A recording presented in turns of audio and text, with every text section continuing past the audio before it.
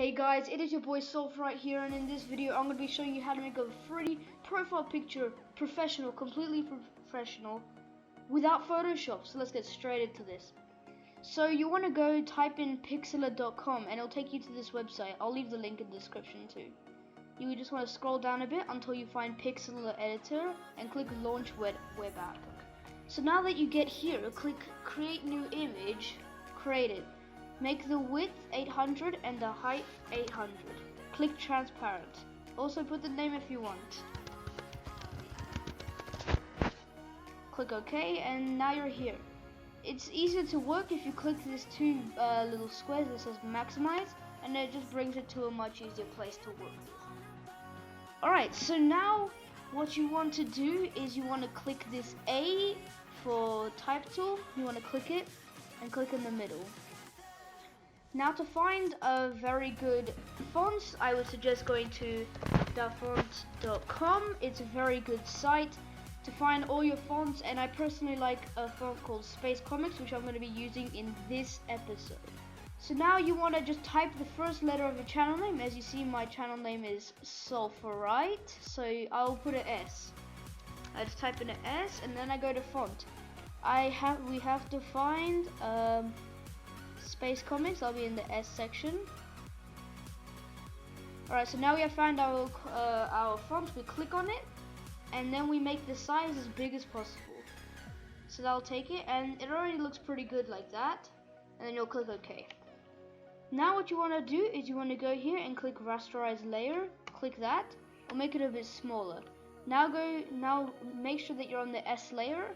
Click Edit and Free Transform. Hold Shift so you don't change the properties. And do that. Now make it a bit like that. And then if you want, you can rotate it a bit to make it look good. So now that you have your letter in the middle, you want to go over and find a polygon background. You want to go to Images, and there's a lot of good selections here.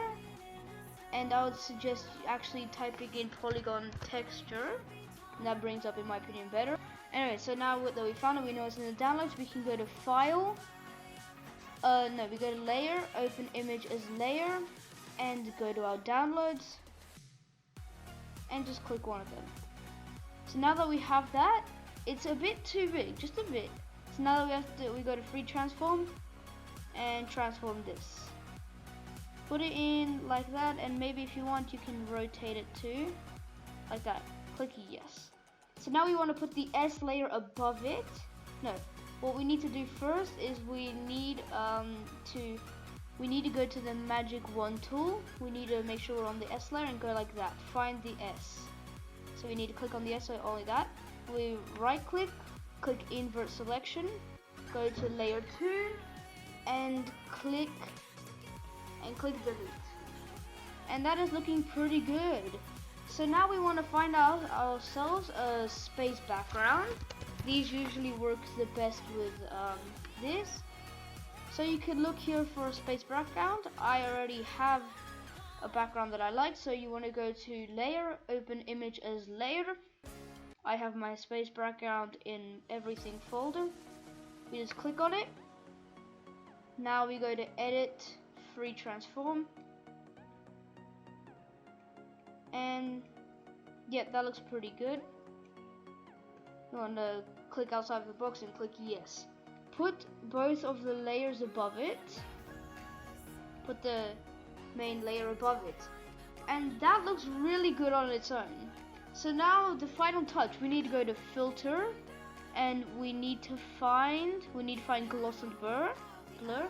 Actually, wait, we need to X out. We need to go to Layer 3, then Filter, then Gloss and Blur, and we can put that to about 90. If you want it to get a lot better, you can actually go to Adjustment, Hue and Saturation, and change the actual color of it. I'm going to be matching the blues with the blues. So yeah, that looks pretty good. So now that we're done with everything, I hope you guys enjoyed the video. This has been Metro, and I'm signing out.